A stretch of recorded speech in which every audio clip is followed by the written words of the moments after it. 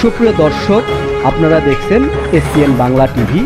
দেখুন ও সাবস্ক্রাইব করুন SPN Bangla TV, দেশ ও মানুষের কথা। এটাকে যাতে সহনীয় পর্যায়ে আনা যায়, আমাদের পরম শ্রদ্ধেয় সভাপতি বিচারপতি মোহাম্মদ আব্দুর রউফ স্যার, উনি অসুস্থ আছেন, ইউনাইটেড হাসপাতালে চিকিৎসাধীন আছেন। আপনারা সবাই ওনার জন্য দোয়া করবেন। আর আমাদের অধ্যাপক আব্দুল আবু সাইদ স্যার সহসভাপতি, অধ্যাপক আবুল কাসেম ফজলুল হক স্যার সহসভাপতি, ওনারাও শারীরিকভাবে কিছুটা অসুস্থ। ওনারা যাতে আগামী দিনে এই জাতির একটা বারযোগ্য দেশ যাতে দিয়ে দিতে পারে, বর্তমান আগামী প্রজন্মের জন্য যাতে একটা বারযোগ্য দেশ ওনারা দেওয়ার নেতৃত্ব দিতে পারে, সেই জন্য আপনারা সবাই দোয়া করবেন। আজকে আমার বোন শাহানা আমাকে অনুরোধ করেছে, আমার আসলে অনেক কাজের চাপ, আমাকে এখনই বেরোতে হবে। আমি এই জাতীয় প্রেস ক্লাবের সেক্রেটারি আইব হোসেনের সাথে কথা বলি, আমি এখনই আবার আরেক জায়গায় চলে যাব। এখানে আমি দেখলাম যে আমাদের পরম শ্রদ্ধেয় গুণীজন মারুফ মোর্শেদ ভাই উনি উপস্থিত হয়েছেন, আমার প্রিয় বন্ধু নাজমুল হক প্রধান উপস্থিত হয়েছেন, আরো অনেক গুণীজন এখানে উপস্থিত হয়েছেন, বিচারপতি জয়নুল আবেদিন সাহেব উপস্থিত হয়েছে। আপনাদেরকে দেখে আমার অনেক ভালো লাগছে যে আপনারা জাতির এই ক্রান্তিকালে দেশপ্রেম নিয়ে আপনারা এখানে উপস্থিত হয়েছে। আপনাদের প্রতি আমার গভীর শ্রদ্ধা জ্ঞাপন করছি। প্রিয় ভাই বোনেরা আমার, এই যে ২রা মার্চ যে পতাকা দিবস, এটা আমি গত মিটিংও আমি বলেছিলাম যে আসলে প্রত্যেকটা বিপ্লবের পেছনে, প্রত্যেকটা ঘটনার পেছনে কিন্তু একটা ইতিহাস থাকে। এই ইতিহাসটা যখন কোন ব্যক্তির পূজা হয়ে যায়, তখন কিন্তু ইতিহাসটা বিকৃতি লাভ করে। এই ব্রিটিশ বিরোধী আন্দোলন থেকে শুরু করে বা ব্রিটিশের আগের থেকে শুরু করে এই বাঙালি জাতি, বীরের জাতি, এটা সূর্য সেনের দেশ, এটা কৃতিত্ব ওয়েদার দেশ, এখানে অনেক বিপ্লবীর জন্ম হয়েছে। আমরা যাতে সেই জিনিসটাকে, আমার এই যে প্রিয় বোন পারভিন নাসের খান ভাসানী যে কথাগুলি বললো, আমি এসে শুনলাম, আমার খুব ভালো লাগছে যে আমরা ইতিহাসটাকে নিয়ে যাতে নাকি এক পেশে মানসিকতার থেকে আমরা যাতে সরে আসি, প্রকৃত ইতিহাসটা যাতে ইতিহাসের মতো প্রজন্মের পর প্রজন্ম জানতে পারে। আমি সেদিন জাতীয় শহীদ মিনারে আসাদ পরিষদের অনুষ্ঠানে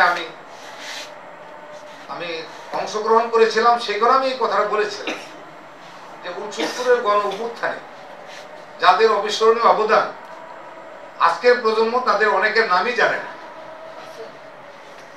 সেই যে ছাত্র সংগ্রাম পরিষদের আমাদের যে ১১ দফার যে আন্দোলন,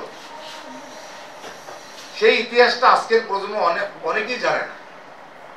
সেই সময় পূর্ব পাকিস্তান ছাত্রলীগের যে সভাপতি আব্দুর রউফ, সাধারণ সম্পাদক খালেদ মোহাম্মদ আলী, ছাত্র ইউনিয়নের এক অংশের সভাপতি সাইফুদ্দিন মানিক, সেক্রেটারি শামসুদ্দোহা, আরেক অংশের সভাপতি মুস্তফা জামাল হায়দার, বিভা দত্ত, ডাকসুর বিপি তোফায়েল আহমেদ, নাজিম কামরান চৌধুরী, ওনারা যে ছাত্রদেরকে যেভাবে উদ্বুদ্ধ করেছে এবং ৭০-এর নির্বাচনের পরে, ৭১-এর মহান মুক্তিযুদ্ধের পরে আমরা তো একটা স্বাধীন দেশ পেলাম। আজকে কেন এই স্বাধীনতার এত বছর পরে এই ২রা মার্চ পতাকা দিবস উদযাপনের জন্য, জাতীয়ভাবে পালন করার জন্য আমাদেরকে দাবি করতে হয়? কেন, কি কারণে? যদি আজকের এই স্বাধীনতা যুদ্ধে আমি, আমার এই পাড়া দ্বিখণ্ডিত হয়েছে, আমি যুদ্ধ না করতাম, আপনারা অনেকে তো বলেন যে ১ সাগর রক্তের বিনিময়ে বাংলার স্বাধীনতা আনলে তারা, রক্ত কজন দিছে ভাই? আমার যে দ্বিখণ্ডিত পা, আমার কি আধা কেজি রক্ত যায়নি? আমার বাবা ভাষা সৈনিক কমরুদ্দিন চৌধুরী জীবনের ঝুঁকি নিয়ে মুক্তিযুদ্ধ করে নাই? মুক্তিযুদ্ধের নেতৃত্ব দেয় নাই? সেদিন যদি পদ্মা মেঘনার মোহনস্থলে পাকিস্তানি বাহিনীর গানবোট যেভাবে অ্যাটেম্প নিয়েছিল, পুরা গোটা দক্ষিণবঙ্গ ধ্বংস হয়ে যেত যদি সেই মিত্র বাহিনীর বিমান থেকে ওই পাকিস্তানি বাহিনীর সেই গানবোট তাদের উপরে আক্রমণ না করত। আমি সেই জন্য বলছিলাম যে এই যে পতাকা দিবসের দাবি, এটা কেন করা লাগবে? এই পতাকা দিবস আমাদের অহংকার। এই পতাকা দিবসে যাদের অবিস্মরণীয় অবদান, তাদেরকে জাতি চিরদিন মনে রাখবে, মনে রাখা উচিত। আমাদের একটা বিহারের দোকান থেকে সেলাই করে আনে। আমি এই লেখাটা আমি ঈশাকে এবং আমি ইয়েকে দিয়েছিলাম, যেখানে যার যার অসামান্য অবদান আছে। এই যে নাজমুল ভাইয়ের যে সভাপতি শরীফ নুর আম্বিয়া, সেই রুমও পতাকা, এই পতাকা মনে করেন যে রাখা হয়েছিল। আর এখন যে আপনার জেলে আছে এই যে হাসান ও বিনু, প্রতি মনে করেন যে আপনার ওই সময় তার অবদান ছিল, পরবর্তীতে সে দালাল হয়েছে। এক সময় অবিস্মরণীয় অবদান থাকবে, আরেক সময় দালাল হিসেবে চিহ্নিত হবে। আমি মনে করি ইতিহাসের বাঁকে বাঁকে যখন যার যেই ভূমিকা, সেই ভূমিকাই সঠিকভাবে ইতিহাসে উপস্থাপন হওয়া দরকার।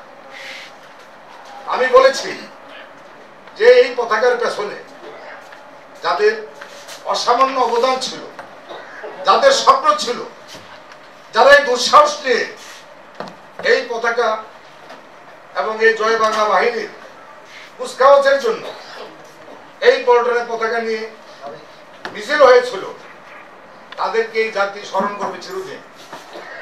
তবে হ্যাঁ, তৎকালীন ছাত্রলীগের সভাপতি জাহিদ ভাই এই রোকে হলে সামনে দিয়ে একটা বিশাল মিছিল নিয়ে নেতৃত্ব দিয়ে যখন পতাকাটা তৎকালীন ডাকসুর বিপি কিংবদন্তি ছাত্র নেতা আসম আব্দুর রবের হাতে তুলে দেয়, তখন উনি পতাকাটা হাতে নিয়ে সেই পতাকা নিয়ে ছাত্র জনতাকে উদ্বুদ্ধ করেছিল। এটা অবশ্যই অনস্বীকার্য, কিন্তু এই পতাকা দিবস এবং এই পতাকা দিবসের ইতিহাসকে আমরা যাতে সঠিকভাবে আমরা যাতে উপস্থাপন করি, আগামী প্রজন্ম যাতে এই পতাকা দিবসের ইতিহাসটা যাতে সঠিকভাবে জানতে পারে, আর ইতিহাসের বাঁকে বাঁকে যার যেখানে অসামান্য অবদান, সেই অবদান যাতে আমরা সঠিকভাবে জাতির সামনে উপস্থাপন করি, সঠিকভাবে যাতে নাকি আমরা এটা অন্তরোহন করি। কারণ এই যে আমাদের একটা মানসিকতা যে আমিত্ব এবং আমি আমার দলের হইয়া ইতিহাস বিকৃতি করব, আপনার আপনার দলের হইয়া ইতিহাস বিকৃতি করবেন, এই মানসিকতার থেকে আমাদের সরে আসা দরকার। এই প্রতিহিংসার রাজনীতি, এই সংঘাতের রাজনীতি, এই উশৃঙ্খলতার রাজনীতির জন্য আমরা মুক্তিযুদ্ধ করি নাই। আমরা মুক্তিযুদ্ধ করেছিলাম এই দেশের মানুষ যাতে চারটা ডাল ভাত খেয়ে সম্মানের সাথে একটা নৈতিক, মানবিক, সাম্য, সামাজিক ন্যায় বিচার, একটা কল্যাণ রাষ্ট্র দেখতে পারে। আজকে আমার এই প্রজন্ম, আগামী প্রজন্ম মেধাবীর এই দেশ থেকে চলে যাবে আমরা যদি আমাদের এই দেশের পরিবেশ পরিস্থিতি সুন্দর রাখতে না পারি। যেভাবে দেশটা আউলে দাউলে চলছে, যেভাবে যার যার মতো ফেসবুকে, সোশ্যাল মিডিয়ায় একটা গুজবের কারখানা তৈরি করতেছে, এটা কিন্তু দেশের জন্য, দেশের ভবিষ্যৎ প্রজন্মের জন্য ভালো লক্ষণ নয়। আমার মনে হয় এখানে অনেক বক্তা আছেন, আমি আমার বক্তব্য দীর্ঘায়িত করব না। আমি শুধু আপনাদের কাছে অনুরোধ করব, আপনারা যেই দলই করেন না কেন, অন্তত পক্ষে ইতিহাসটাকে নিয়ে আপনারা আর কেউ খেলেন না। ইতিহাসটাকে ইতিহাসের জায়গায় রাখেন।